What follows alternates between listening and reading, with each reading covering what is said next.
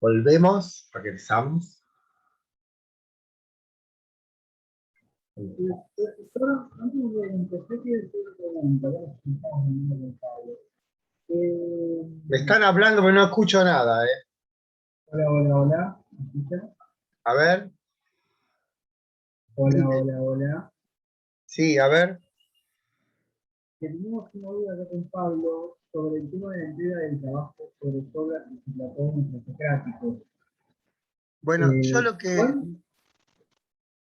entendí entrega de trabajo. Yo les dije en una notificación explícita que una vez que se termina un tema, lo natural sería que entregasen a las 2 semanas de concluir un tema, que en general coincidió con un viernes. Pero como había problemas o retrasos, yo dije, eso es en realidad algo para ustedes.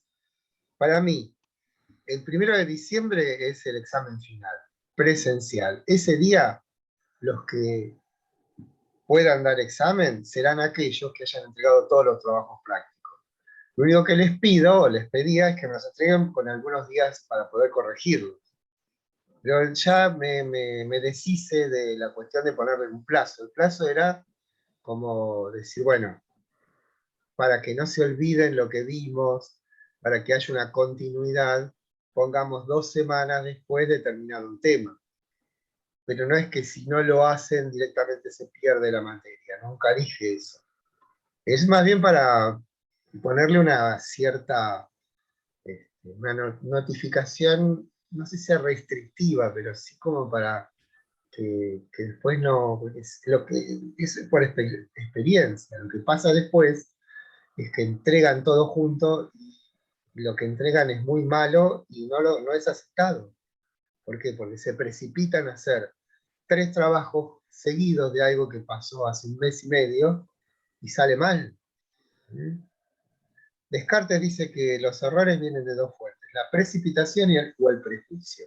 O el apurarse, o que lo que impere con lo nuevo sea lo viejo, ¿no? Y eso es cierto. No sé si te contesté, Joaquín. Sí, sí, sí, muchas gracias. Ahora Sí, yo se te- tenía en mente que era el 29, pero después me fijé en las fechas y tendría que haber sido el 22, pero bueno, lo entregamos el 29. por eso a mí no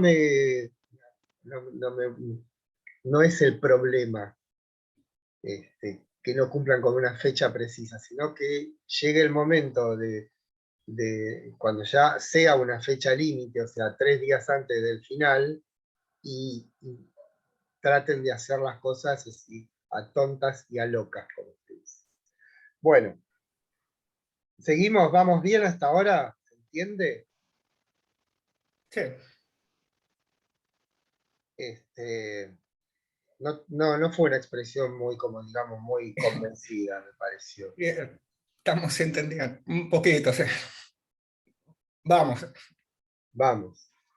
Bueno, todo esto, como dice Sherlock Holmes, por suerte las cosas se complican, ¿no? Se van a complicar hasta muchísimo.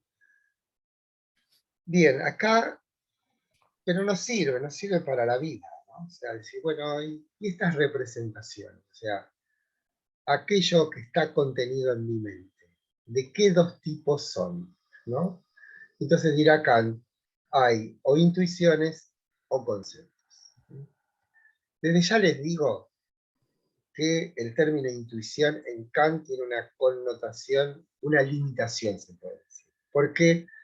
Porque durante, yo creo que toda la tradición, se ha pensado que la intuición es un modo de conocimiento donde subyace una cierta actividad. Por ejemplo, cuando se habla de eso famoso, la intuición femenina, como una suerte de captación inmediata de algo. Y esa captación inmediata no es el resultado de un proceso de elaboración previo, sino que se capta la cosa de un modo inmediato. Bueno, esa nota de la inmediatez sí permanece en el concepto de intuición en Kant, pero no va a ser de ninguna manera una acción que provenga de nuestras capacidades cognitivas. Más bien la intuición es bien el modo inmediato de presentarse a algo. Pero ese modo inmediato no configura un conocimiento. ¿Sí? Tengámoslo así, o sea, no hay intuición intelectual. La razón de esa después la veremos. ¿Sí?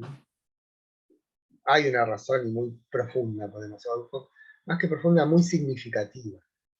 El que Kant recorte o limite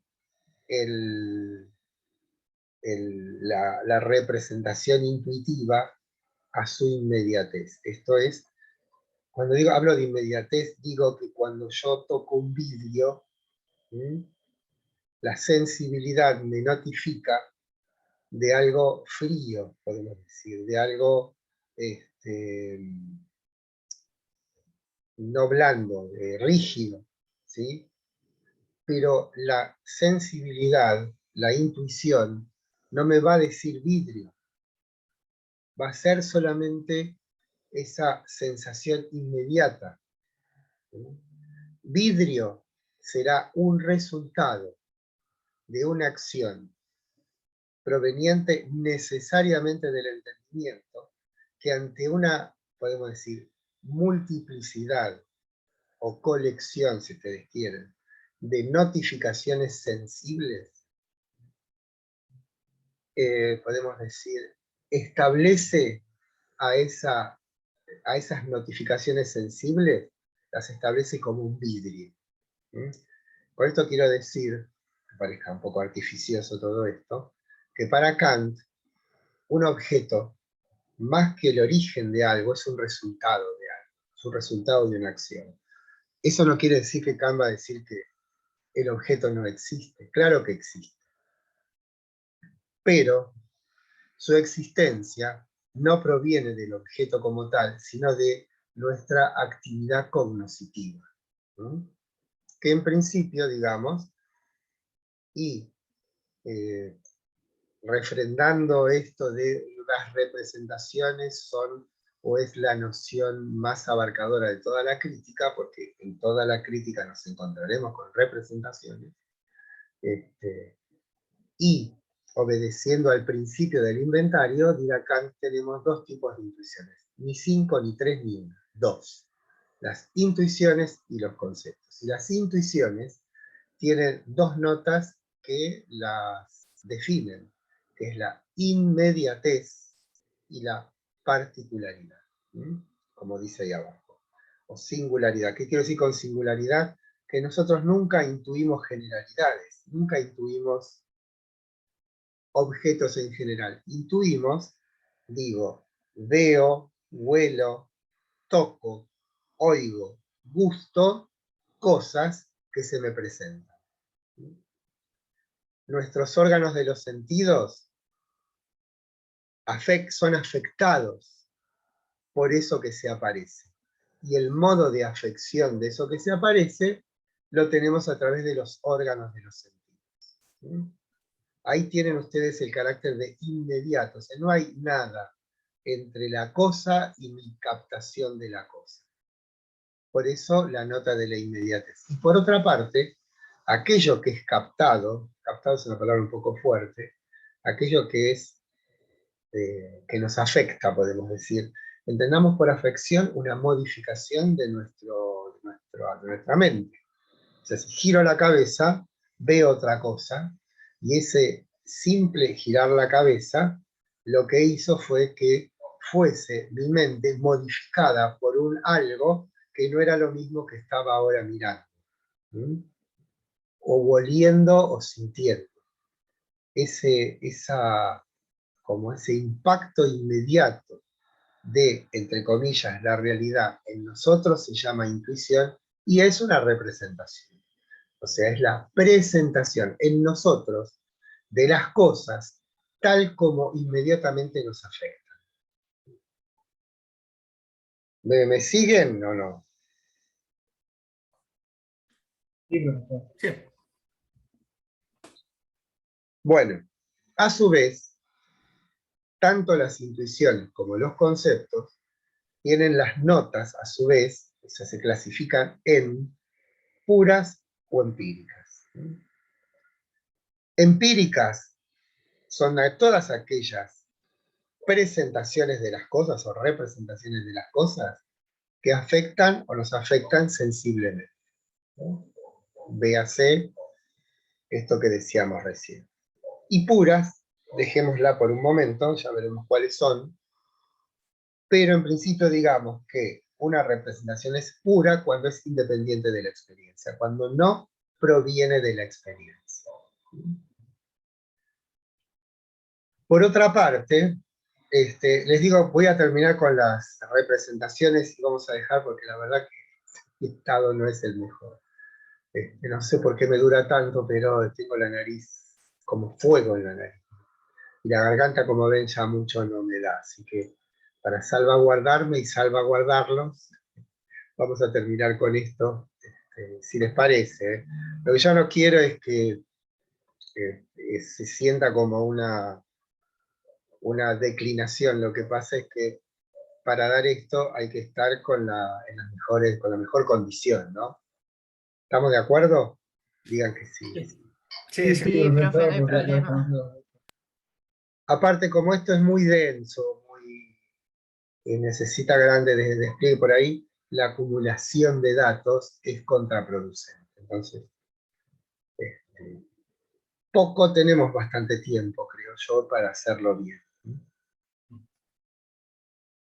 Entonces, refiriéndonos a este inventario, nos encontramos con una nota o un carácter que abarca toda la crítica, y es el nombre o la noción de representación. Piensen siempre en el inventario, y siempre piensen que el inventario se debe a algo, se debe a que estamos intentando determinar cómo conocemos, y en particular cómo conocemos de un modo universal y necesario, y en particular cómo es posible que un conocimiento sensiblemente constituido pueda, sin embargo, elevarse al universal, ¿no? Esa es la trama. Pero ahora estamos en nuestra tarea inventarial, digamos. Partimos de las representaciones y llegamos a un tipo de representaciones, que son las intuitivas. Y dijimos que las intuitivas son aquellas que inmediatamente hay algo que nos afecta. Piensen que hay afecciones que vienen de fuera y afecciones que vienen de dentro. O sea, nuestro cuerpo también es digamos, un fundamento de afecciones. O sea, las sensaciones físicas, sinestésicas, el placer o el dolor son sensaciones, y se dan inmediatamente. Pero acá el asunto es que Kant dice que hay puras, eso sí es raro, intuiciones puras. Y esas intuiciones, esas representaciones intuitivas puras, tienen el carácter, como ya hemos visto, de ser independientes de la experiencia. Y ya decimos anticipadamente que son esas las que debemos tratar. ¿Por qué? Porque esas puras serán las trascendentales. Y por lo tanto serán aquellas, las intuiciones puras, las que habrán de establecerse como condición de posibilidad de toda experiencia sensible posible. Y por eso las estudiamos, porque son condiciones de posibilidad. O sea, vamos a una zona de mayor densidad ontológica, vamos hacia una zona donde no hay cosas, sino que lo que nos encontramos son aquellas condiciones que hacen posible que haya cosas. Y ese es el carácter trascendental. Y tenemos también representaciones conceptuales. Acá nos movemos de un terreno más familiar, ¿no? Que también los conceptos son puros o empíricos. Pero a diferencia de las intuiciones, son mediatas y universales. ¿Qué quiere decir mediato? Y volvamos al ejemplo de poso mi mano sobre un vidrio. Y decíamos que si nos restringiésemos exclusivamente al dato sensible, esto es a la intuición, lo que tendríamos son sensaciones. Esa es la forma inmediata de darse el vidrio. Pero de ninguna manera,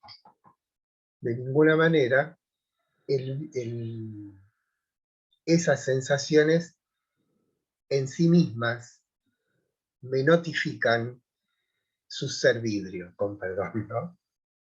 Sino que será un concepto que media entre esa inmediatez, que es la aparición sensible, la que fuere, y este otorgamiento de sentido. Este otorgamiento de sentido que viene de un concepto y que en ese sentido es mediato y universal. ¿Por qué es universal? Porque yo toco este vidrio, pero el concepto de vidrio abarca todo vidrio posible. O sea, como que subsume, sería la palabra que sacan, podemos decir, enlaza también una noción universal, que es la noción o el concepto de vidrio, con este vidrio particular. Como si dijéramos, hay en el aspecto conceptual del conocimiento, que veremos luego pertenece a lo que llamamos entendimiento, una acción. La sensibilidad es pasiva. La sensibilidad simplemente es el asentarse en nosotros de un algo determinado. Pero ese algo determinado adquirirá su determinabilidad o determinación a través de una acción, y esa acción sí proviene de nuestro entendimiento y lo hace a través de conceptos. ¿Por qué? Porque el concepto lo que hace, o la acción, específicamente es una acción de proyección. ¿Qué quiero decir con esto?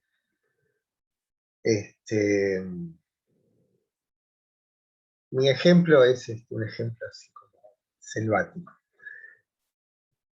Supongamos que vivimos en Corrientes y que tenemos un jardín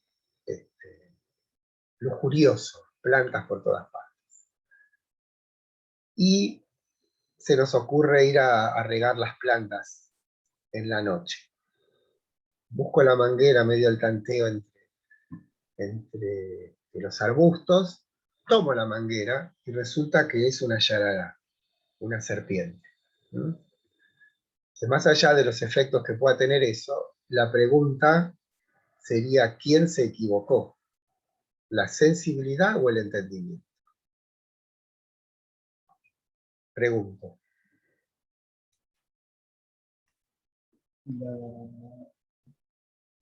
El entendimiento. Sí. Exactamente. El entendimiento interpretó inadecuadamente la aparición sensible y le adjudicó a esas notas sensibles un concepto, que es el de manguera, inadecuada y peligrosamente.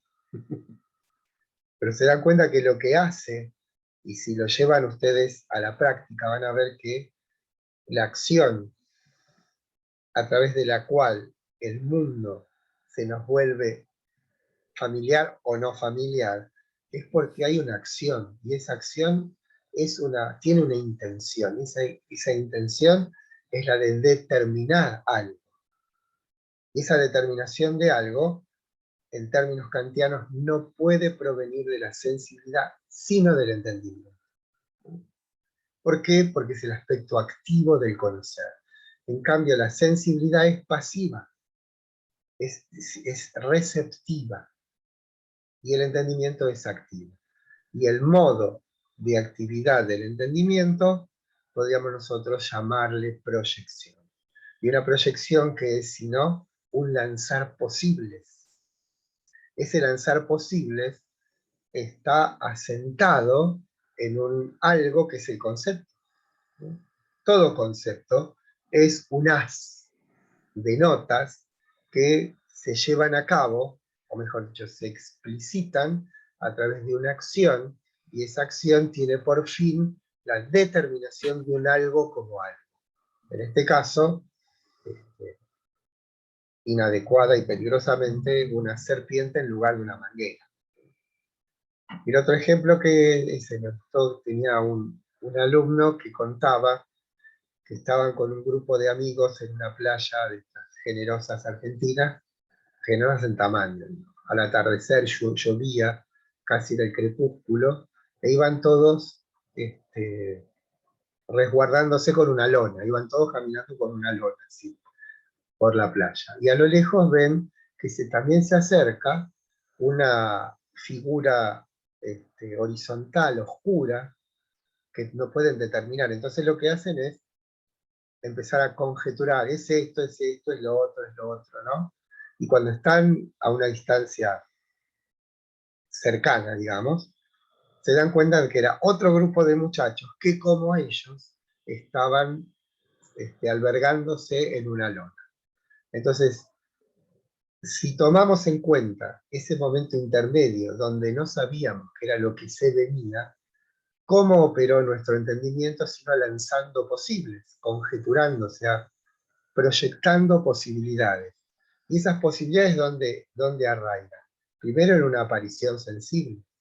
Y esa aparición sensible es un asunto que tendemos o intentamos determinar. ¿Cómo lo hacemos? A través de una proyección. Y esa proyección es una tarea, proyección claramente es una acción. Pero no es una acción ciega, es una acción que busca que se cumpla una intención, o sea, un significado, se cumpla en una intuición, esto es, que haya como una asociación adecuada entre la aparición sensible y la intención significante. ¿Mm? Bueno, ¿está claro? Así funciona nuestra cabeza, eso es una enseñanza central de Kant. La realidad existe porque nosotros la constituimos. Esto no quiere decir que la construyamos. No es que nuestro entendimiento inventa el mundo, no. Pero lo co-constituye, podemos decir. Es una acción, el conocimiento es una acción. Y es una acción que para Kant proviene necesariamente de un aspecto de nuestra capacidad cognitiva que se llama entendimiento. Y el entendimiento es la facultad de los conceptos. Y los conceptos son esas representaciones que tienen como notas la universalidad y la mediación. O sea, podemos nosotros, de un modo así un tanto arriesgado, decir que un concepto es un ente de carácter intelectual que contiene una serie de notas que abarcan un universo de posibles. Y digo de posibles porque sus universos pueden no ser cosas reales. Pero piensen en el concepto de mesa, si no todas las mesas son abarcadas por esas notas que subyacen en ese ente intelectual que llamamos concepto de mesa. Pero cuando reconocemos una mesa es porque hay un acuerdo entre una aparición sensible y una proyección conceptual que se cumple con la aparición sensible. Bueno, ¿está más o menos? Sí, sí. Dense cuenta que esto les puede cambiar la vida. Bueno, hasta el viernes. Espero estar en mejores condiciones el viernes. Ojalá se Me mejore. parece bien. Hasta el viernes entonces. Hasta el viernes.